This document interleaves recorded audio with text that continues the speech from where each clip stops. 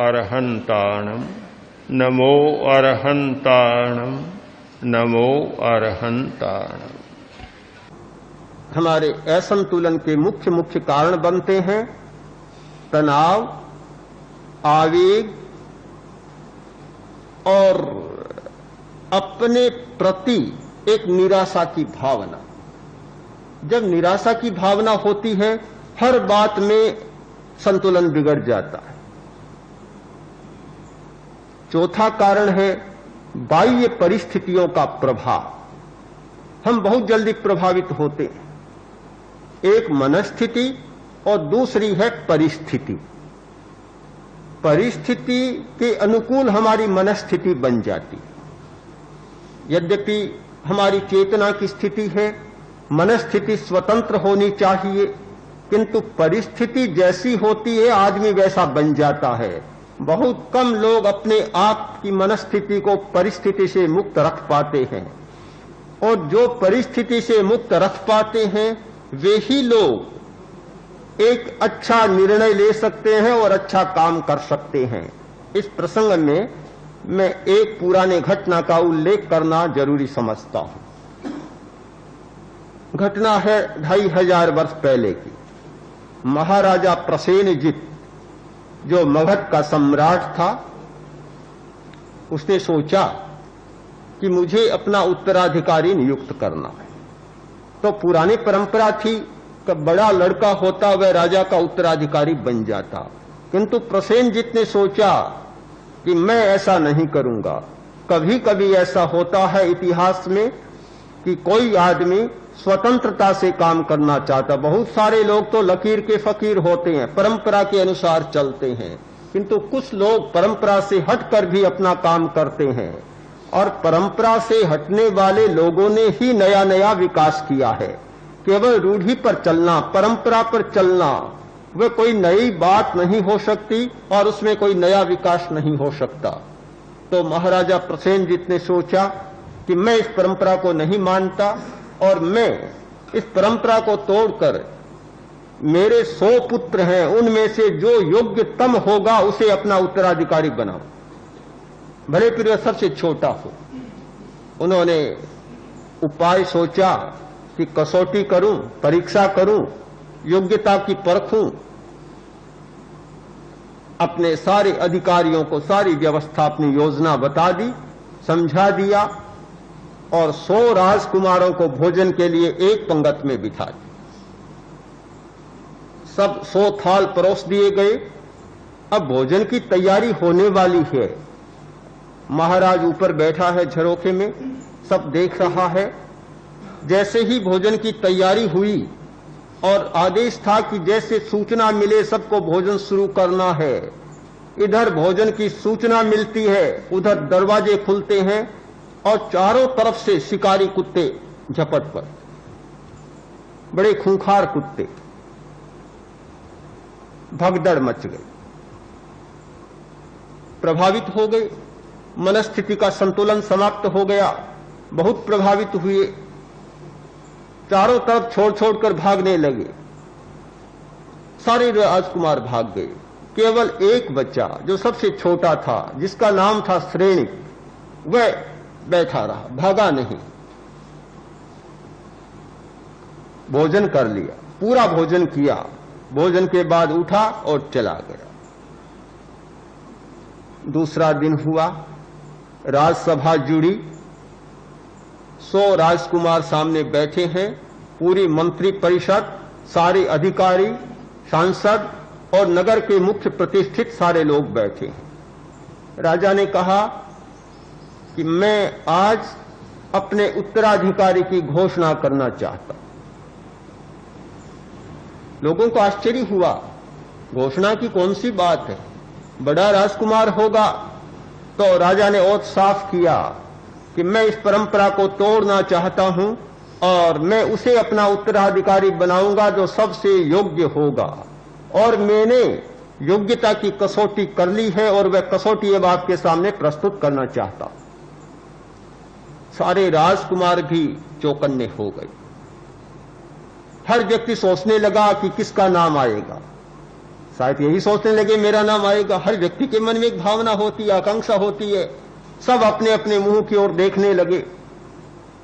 लोगों में भी बड़ा कुतूहल पैदा हो गया और सब में जिज्ञासा जाग गई, बड़ी उत्कंठा पैदा हो गई कि क्या होगा। राजा ने कहा कि तुम लोग कल भोजन करने बैठे, भोजन किया, सबके सब एक साथ बोले कि महाराज भोजन कैसे करते हैं? आपके अधिकारी बिल्कुल व्यवस्था को जानते ही नहीं, व्यवस्था का कोई पता नहीं, इतने गैर जिम्मेवार हैं, अपना दायित्व भी नहीं निभाते। हम तो भोजन करने बैठे और उधर से शिकारी कुत्ते भीतर आ गए, उन्होंने कोई व्यवस्था ही नहीं की, कैसे भोजन करते? किसी ने किया? सैनिक बोला मैंने किया।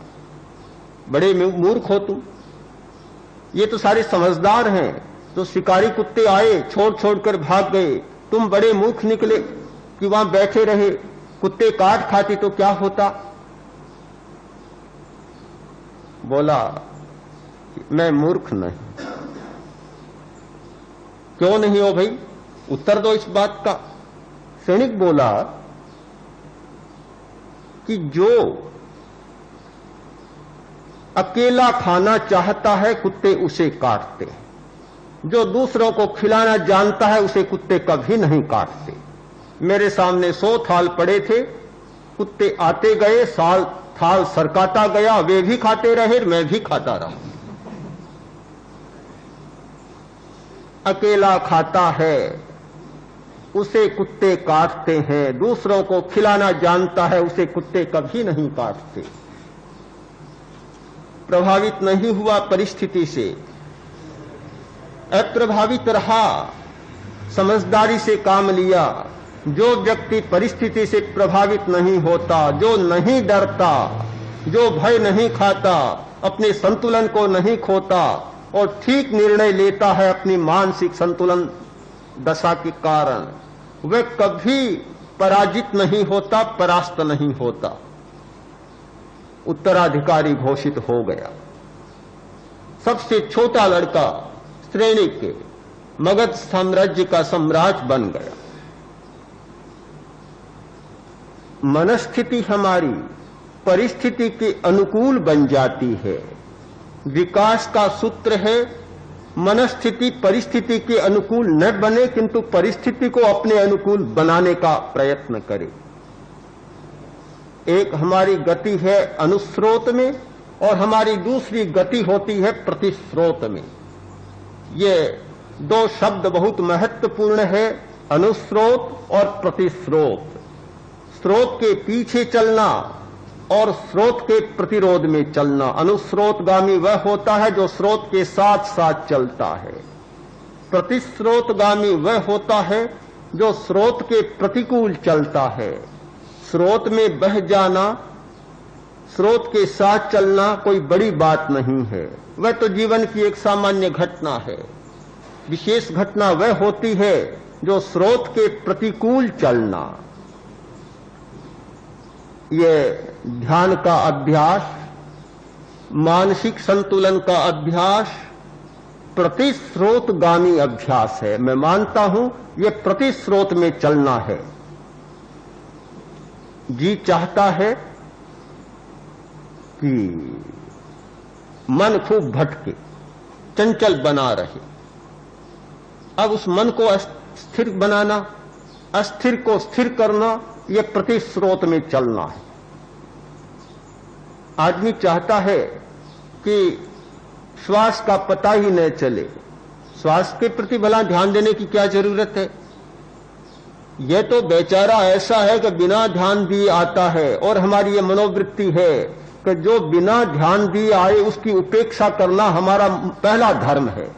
हम उस व्यक्ति की सबसे ज्यादा उपेक्षा करते हैं जो उपेक्षा करने पर भी अपना काम करता चला जाता है। श्वास की आप 1000 उपेक्षा करें, किंतु आता है तब तक आता ही जाता है, चाहे आप सोए रहें चाहे जागते रहें, चलते रहें चाहे बैठे रहें, घूमते रहें, कुछ भी करें, ये एक ऐसा बेचारा है कि दुनिया में इससे बढ़कर कोई बेचारा नहीं, जो हर स्थिति में आपका साथ देता है।